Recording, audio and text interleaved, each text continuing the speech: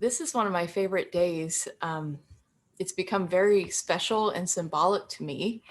And if you really, really knew me, you would know that I see hearts. I see hearts pretty much everywhere.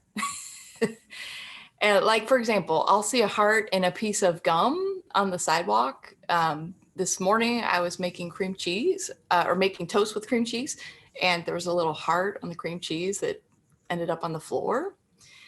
Heart shapes in the snow when the snow melts, and sometimes in the litter box, which always makes me kind of crack up. And to me, that shows me that the universe has a sense of humor. To me, the hearts are a symbol of unconditional love from the universe. They're a reminder to keep my own heart open in my relationships and to forgive myself. I started seeing these hearts about 10 years ago when my life as I knew it, my first marriage, my identity, my whole world seemed like it was just crumbling around me. And it was, it failed miserably. But that very painful time was my dark night of the soul.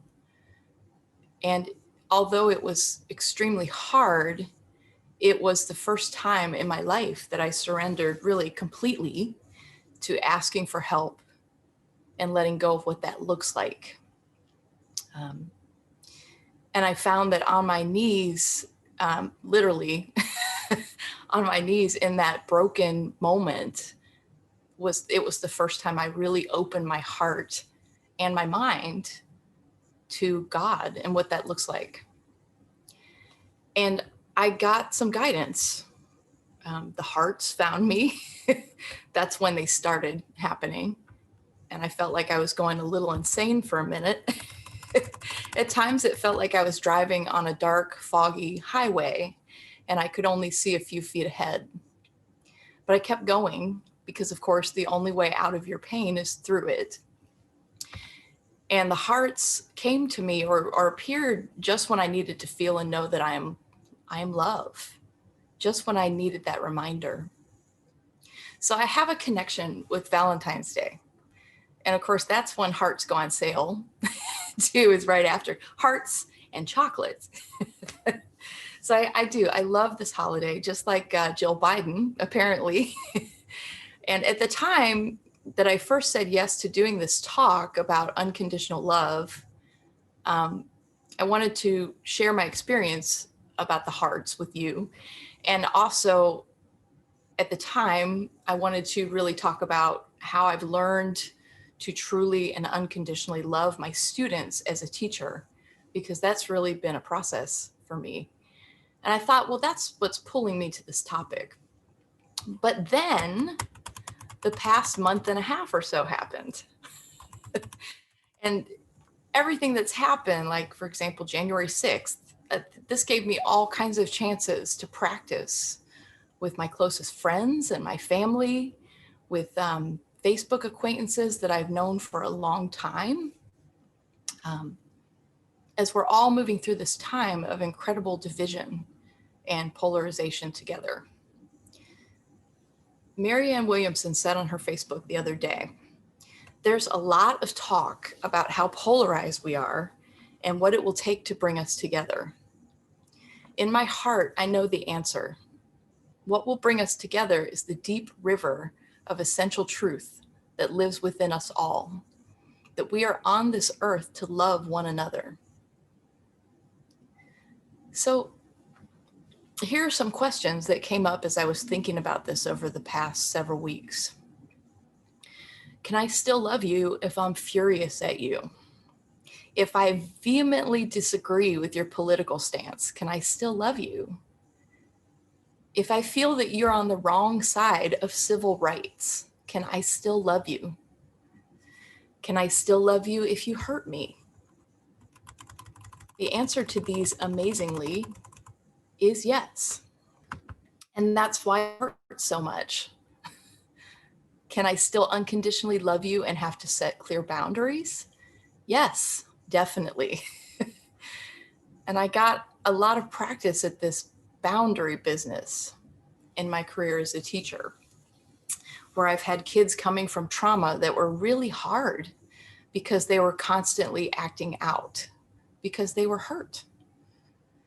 And I had never said this before as a teacher, but I started to use the phrase, I love you, but, and it worked wonders for our relationships. And I grew as a teacher. I started to concentrate on loving my students more than I love the content, which was partly what brought me to teaching, is that I love teaching science. I love you, but I can't allow you to use profanity and yell in our classroom because it disrupts our classroom. I love you, but it's not okay to draw naked pictures of people on the desk. And for some reason, that was really effective. And I think it was because I was putting that unconditional love first.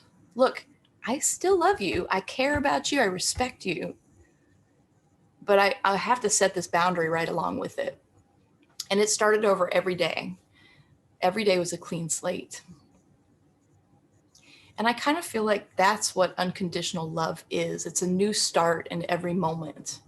It's that divine, knowing kind of love that moves through us. It's that love that knows that we are all one. And this is a deep and heartbreaking and vulnerable kind of love. It's the kind of love you have to look each other in the eye to see, even if you are looking across the political divide. And even if you don't see eye to eye, which in these times we often don't. So I have to keep remembering and reminding myself that there are still no others, as a great guru once said. I found a reading by Mark Nepo that I wanted to share with you, which I think really explains the unconditional nature of love much more eloquently than I can. Page 309. This is a book called The Book of Awakening. And this is actually from September, so I was just leafing through it and found this. It says, unconditional love is not so much about how we receive and endure each other as it is about the deep vow to never, under any condition, stop bringing the flawed truth of who we are to each other. Much is said about unconditional love today, and I fear that it has been misconstrued as an extreme form of turning the other cheek, which to anyone who has been abused is not good advice. However, this exaggerated passivity is quite different from the unimpeded flow of love that carries who we are. In truth, unconditional love does not require a passive acceptance of whatever happens in the name of love. Rather, in the real spaces of our daily relationships, it means maintaining a commitment that no condition will keep us from bringing all of who we are to each other honestly. For example, on any given day, I might be preoccupied with my own needs and might overlook or bruise what you need and hurt you. But then you tell me and show me you're hurt, and I feel bad, and you accept that sometimes I go blind to those around me. But we look deeply on each other, and you accept my flaws, but not my behavior, and I am grateful for the chance to work on myself.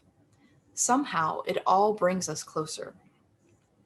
Unconditional love is not the hole in us that receives the dirt, but the sun within that never stops shining. And I love that. I love that image of unconditional love as the sun within us that never stops shining. And it's that feeling I get sometimes in a meditation or on a long walk, or somehow when I'm in the flow, or when I'm reminded by an unexpected heart somewhere, or in one of those holy relationship moments when things get real with another person and you're truly looking each other in the eye. It's that feeling I get when I remember to forgive and love myself unconditionally also. And loving myself is not always easy. But this enables me to further open my heart. And with our hearts open, I believe that love can truly move mountains. Thank you.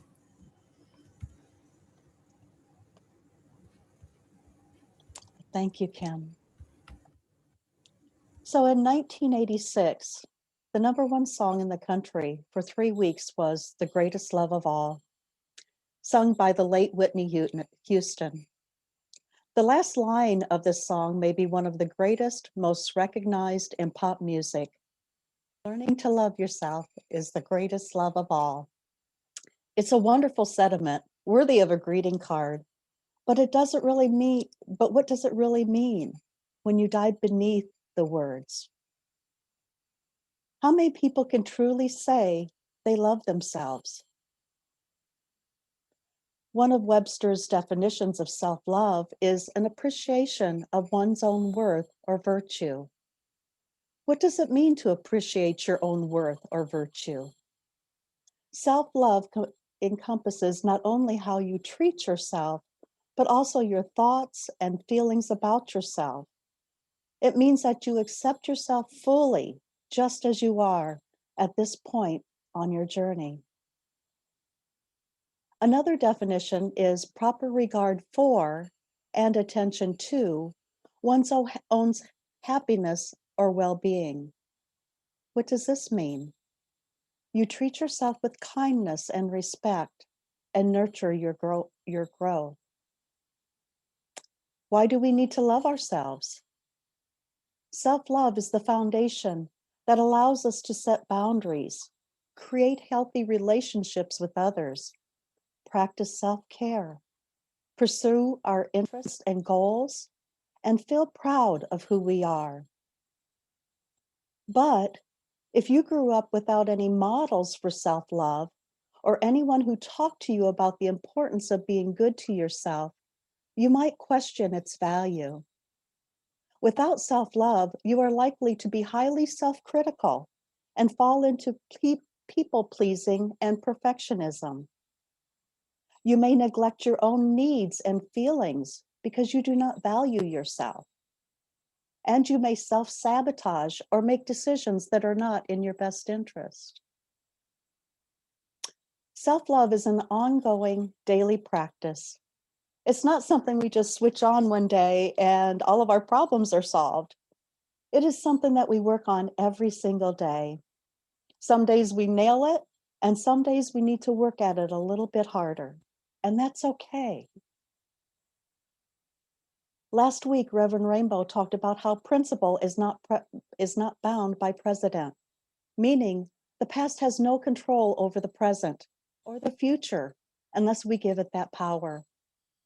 We can awaken to our own spiritual magnificence by discovering the creative power of thought by releasing things that no longer serve us. Then Reverend Soni shared a time in her life when she had the opportunity to start over by using the 12 steps of Alcoholics Anonymous. She invited us to take the first 3 steps and personalize them with a situation, a challenge, a person, or a thing where we would like to start over or begin again with a clean slate to create a better life for ourselves. I am going to share with you a challenge I have and how I applied these 3 steps in my life. As a reminder, the first 3 steps of AA are: Step 1, we admitted that we are powerless over alcohol, and we changed this word to whatever we would like to change in our life, that our lives have become unmanageable. Step 2, came to believe that a power greater than ourselves can restore us to sanity. Step 3, made a decision to turn our will and our lives over to the care of God as we understood God. So for me, step 1, I admit that I am powerless over my fear of speaking, and my life has become unmanageable. So my first step is surrender and acceptance, and I cannot worry about what other people think of me in this process. There's a time in my life when not speaking served me. It was a mode of protection and survival. But I don't live there anymore, and my life is no longer threatened. This was a time when I lacked self-love due to the environment I lived in. Step 2, I came to believe that a power greater than myself can restore me to sanity. Here I have an evolution of my core belief system, which enables me to transform my life and live a life of authenticity. I have taken many classes, seen my practitioner on a regular basis, and continue to do my spiritual practices. Step 3, I made a decision to turn my will and my life over to the care of God as I understand God. I have decided to push ahead and take full responsibility for my life. To do this, I changed the way that I think, feel, and act. I watch the thoughts that I allow myself to buy into. Changing my thoughts changes my life. I allow myself to be guided in a conscious and spiritual way. And this takes a lot of work and a lot of practice.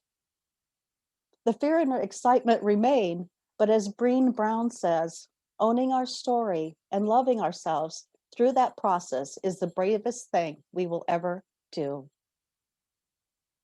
So through this process, I let go of perfectionism. Okay, I'm still working on that one. I am mindful of who I am and act on this knowledge rather than on what others think of me. I live an intentional life. I prioritize my health and well-being by spending time in nature and in silence. And every day I have the opportunity to love myself even more. Here are some suggestions you might find useful. Gratitude. Every morning, write at least 5 things you love about yourself. Journaling is an excellent way to practice self-love. And follow our spiritual practices map. M is for meditation. A is for affirmations. And these can be very simple ones like, I am love. I am worthy of love. I love myself. And P is for prayer. And you can schedule a practitioner session with one of our amazing practitioners here at Ahava. So how do we get better at this? To master self-love, we must practice self-love. So this week, what if you simply devote your focus to loving yourself more? Talk to yourself like you would talk to someone you love, and notice how that feels. Valentine's Day is the perfect day to start. Thank you.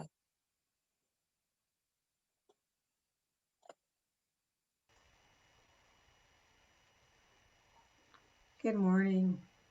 I want to thank Kim and Cynthia for their beautiful words. You know, as we think about it, love is such an interesting topic. In English, we only have one word to denote love, whether it's love of my spouse, love of pizza, or love of the San Francisco Giants. It's all the same word. The Greek language has 7 words for love, 7 to denote different kinds of love. Interesting to think about this, and this led me in a meandering way to think about how we talk about love for the United States and what that means. As I thought about this talk, I thought about the fact that we are in the middle of Black History Month, and that Friday, February 12th was Abraham Lincoln's birthday. We devote 1 month a year, the shortest month, to honoring the history of Black people in the United States. However, it's important to acknowledge, I think, that the history of Black people is bound up in the history of what we call America. Black Africans were brutalized, kidnapped, taken from their home countries by force, and enslaved in America. We fought a bloody war over the question of whether to continue enslaving people. And people on both sides of the equation claimed they were fighting for love of country. 3 years into the Civil War, Lincoln issued the Emancipation Proclamation, which most people think ended slavery. It did not. It only called for freeing slaves in the rebellious states of the Confederacy. It did not call for making slavery illegal. Even in the North, well into the Civil War, there was no call for the abolition of slavery by most people. Rather, it was thought that slavery would die a natural death, eventually. In 1865, the 13th Amendment to the Constitution officially ended chattel slavery. However, it didn't end the mentality that went with it, the notion that some people, based on their perceived race, are superior to others. This idea that European white Christian people are at the top of the evolutionary ladder has been perpetuated in the United States from its inception to the present day. Which brings me back to this idea of love of country and what it means. Enshrined in the Declaration of Independence are these words: "We hold these truths to be self-evident, that all men are created equal, that they are endowed by their Creator with certain unalienable rights, that among these are life, liberty, and the pursuit of happiness." Now, we can substitute humans for men. This is a noble idea, one which the United States has yet to fulfill, but it is a goal, a dream toward which we strive.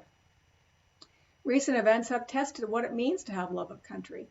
Does it mean love of one leader over all else to the point where the very notion of democracy, of a government of the people, by the people, and for the people is thrown out?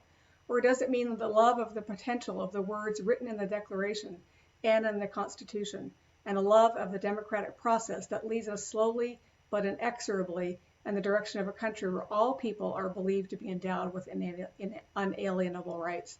We get to choose. Our every action either moves this country and ourselves in the direction of more democratic freedom or in the direction of authoritarian rule, rule of the few, for the few, by the few.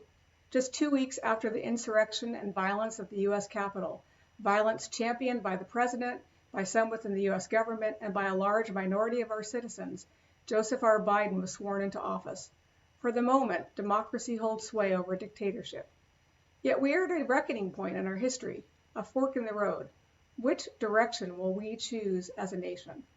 I think it's not too strong to say that much of the strife we are seeing comes from radically differing views of the future of the United States, radically differing views of love. Do we, as a country, embrace a love of all people, a love that honors and respects people for who they are? Let me break it down a little. In New Thought, people are fond of saying, "We're all one, there is no separation." When the subject of race is brought up, those same people say, "I don't see color. Inside, we're all the same." This, I say, is not true love, because it is a love that denies part of someone's humanity. In conversation with someone who said that to me, I asked this question: "I'm curious, do you see gender?" "Why, of course," they said, "that's a silly question. Of course I see whether someone is male or female." "Well," I said, "if we're all the same on the inside, then why do you see gender but not color?" "Well, that's different. I see black people as the same in spite of their skin color." Therein lies the rub, my friends, that small phrase, "in spite of." This says I love you, but I see you as inferior. I can only love you if I pretend your skin color is not your skin color. Of course, in reality, there is no way not to see someone's skin color. It is a perceptual ruse used to make the seer feel less uncomfortable with their hidden or not so hidden biases. So this is where the work begins. If you have white skin, look within yourself to see what you really believe. Does your love for your fellow humans encompass the totality of what someone is, a unique expression of the divine, or is there a but in your consciousness that says some people are better than others? The work begins within, with love of self, and then moves to love that encompasses relationships, and then love of country, our imperfect union striving to be better. In Abraham Lincoln's first inaugural address, happening at a time when 7 southern states had seceded from the Union, he ended with this: "We are not enemies but friends. We must not be enemies. Though passion may have strained it, it must not break our bonds of affection. The mystic cords of memory, stretching from every battlefield and patriot grave to every living heart and hearthstone, all over this broad land, will yet swell the chorus of the Union, when again touched, as surely they will be, by the better angels of our nature." At the most recent inauguration, Amanda Gorman, the United States' first Youth Poet Laureate, read a beautiful poem entitled "The Hill We Climb." And I'd like to end with a few lines from her poem, a powerful ode to the promise of the United States, of what can happen if we move in the direction of love, love for all people, love of all people for who they are, for each person's own brilliance, beauty, and blessing, not in spite of, but because of who they are, a nation where love becomes the presiding value. And these are her words. Somehow we've weathered and witnessed a nation that isn't broken, but simply unfinished. We, the successors of a country and a time where a skinny black girl descended from slaves and raised by a single mother can dream of becoming president only to find herself reciting for one. And yes, we are far from polished, far from pristine, but that doesn't mean we are striving to form a union that is perfect. We are striving to forge a union with purpose, to compose a country committed to all cultures, colors, characters, and conditions of man. And so we lift our gazes not to what stands between us, but what stands before us. We close the divide because we know to put our future first, we must put our differences aside. And so I ask you this week to search those places inside where you don't love others for who they are. And I ask you to see if you can move from tolerance to acceptance and all the way to affirmation. An affirmation that says, I value you because of who you are. I love you for all of who you are, not just some. And that there is no but that says, I can only love you if I pretend that you are not you. So let's go into prayer. So just take this moment to anchor into that knowingness that there is only one love, one life, one divine essence, through all and as all. And this great love, this great unifying force is the only thing that matters. For without love, all else fails. Without love, justice is revenge. Without love, passion becomes zealotry. And so love is that force that unites everything.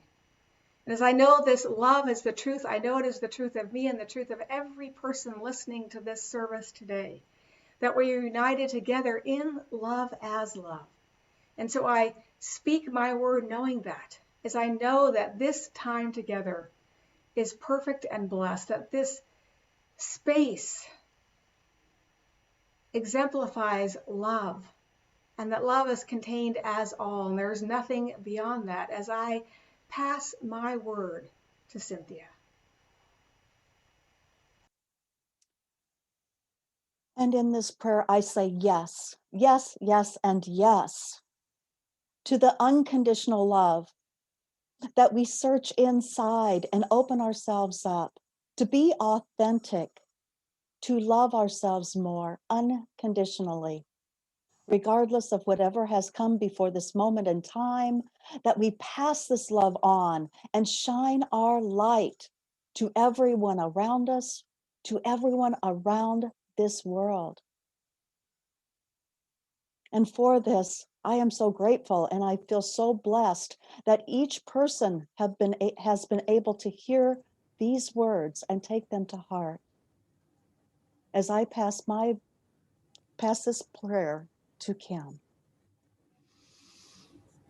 And I just breathe in gratitude and give thanks, knowing this love is the truth of each and every one, that we are all connected because we are one with the one. I give thanks for all that has transpired here today, every word that has been spoken, every word that has been heard, knowing that we are love, that each of us is love, each of us is light, each of us is wholeness. And so I just give thanks, and I release this prayer to the law, knowing that my word directs the law. And I let it be by saying, and so it is.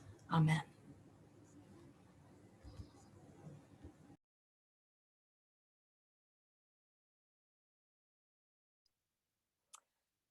Such amazing and moving talks. Thank you. Thank you all so much. So it's now time for our conscious giving and passing the virtual basket. There's several ways to give. You can text the word give to the following number, 859-207. 859-209. 6996. You can go to the website, ahavacsl.com/give. You can press the donate button on Facebook, and there's also the possibility of mailing it to the center. And the address is 168 Burt Road, 40503. So I invite you to repeat after me. Divine love as me Divine love as me blesses and multiplies all that I have. blesses and multiplies all that I have. All that I give. All that I give. And all that I receive. And all that I receive. I joyously contribute to the vision of Ahava. I joyously contribute to the vision of Ahava. Knowing it returns to me multiplied abundantly. Knowing it returns to me multiplied abundantly. And so it is. And so it is.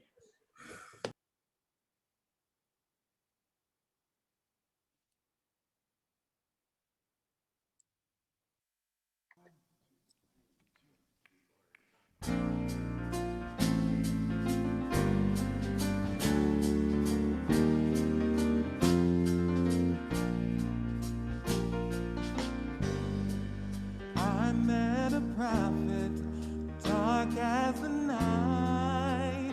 She could see into my soul. Said she'd been watching and had some advice. She said shadows make you whole. A life without pain is a wolf in sheep's clothes. If you listen to the message that it holds, you'll find the gold. Child, it's time to break the shell. Life's gonna hurt, but it's meant to be felt. You cannot touch the sky from inside yourself. You cannot fly until you break the shell.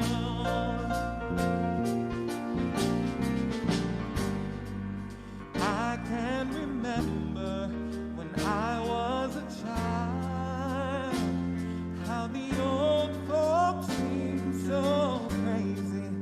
Why are they so angry? Why are they so loud? When I grow up, there's never ever gonna be me.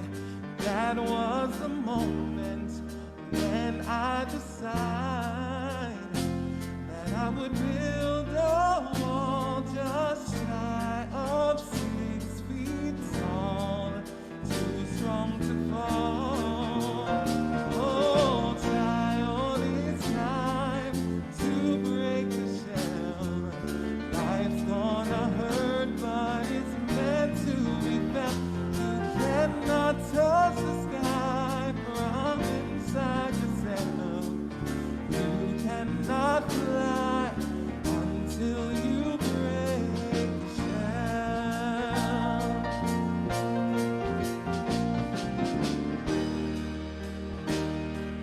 Courage is not being hard. You gotta peel back all of the layers you've been holding on from. You're meant to be who you are. Time to be who you are.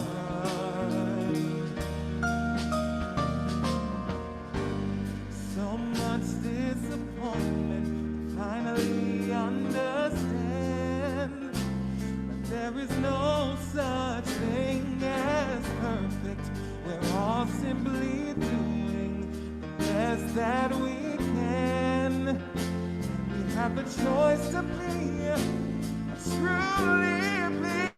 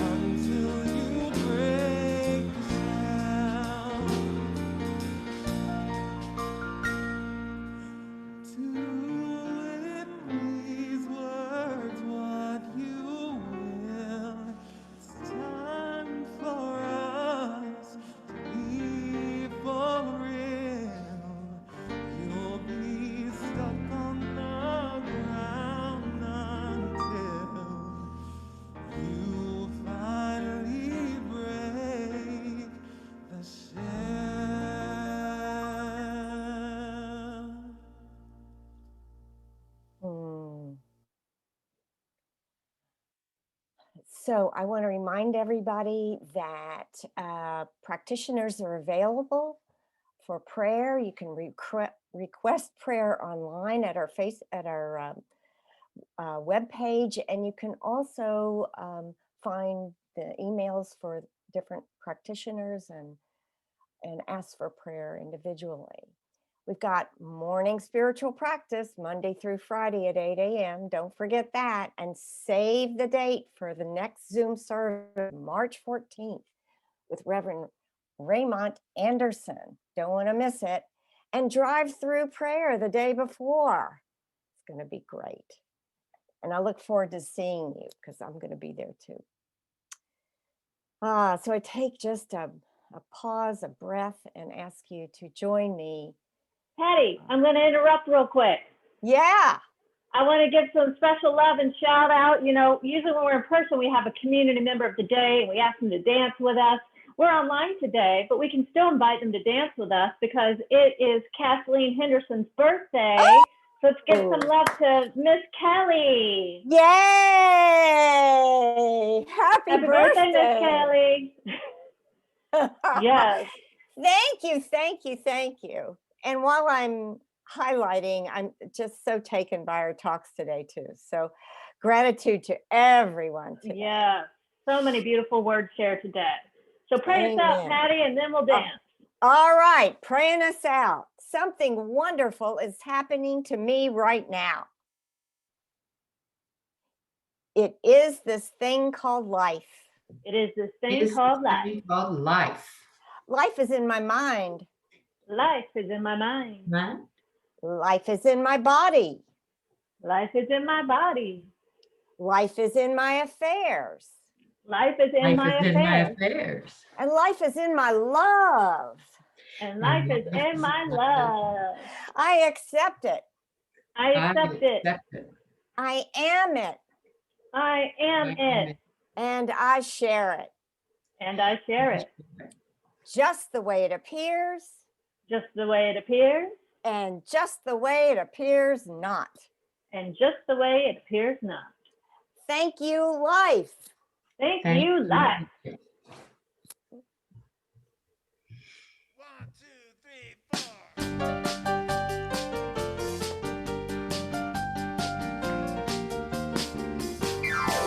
Oh, let me live in a holy, holy way. Let me live in a holy, holy way. Oh, let me live in a holy, holy way. Let me live in a holy, holy way. Let me live in a holy, holy way. Oh, let me live in a holy, holy way. Let me live in a holy, holy way. Oh, let me live in a holy, holy way. Oh, let me love in a holy, holy way. Let me love in a holy, holy way. Oh, let me love in a holy, holy way. Let me love in a holy, holy way.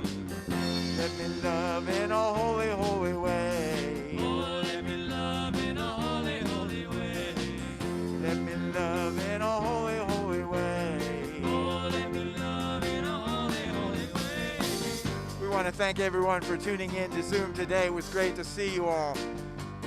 Join again next week. We'll be on Facebook, we'll be on Zoom, we'll be on YouTube. Not on Zoom, Facebook and YouTube. And a special shout out, thank you to our special guest. Oh, let me live in a holy, holy way. Let me live in a holy, holy way. Oh, let me live in a holy, holy way. Let me live in a holy, holy way. I'll wear my mask and I'll stay 6 feet away. Wear my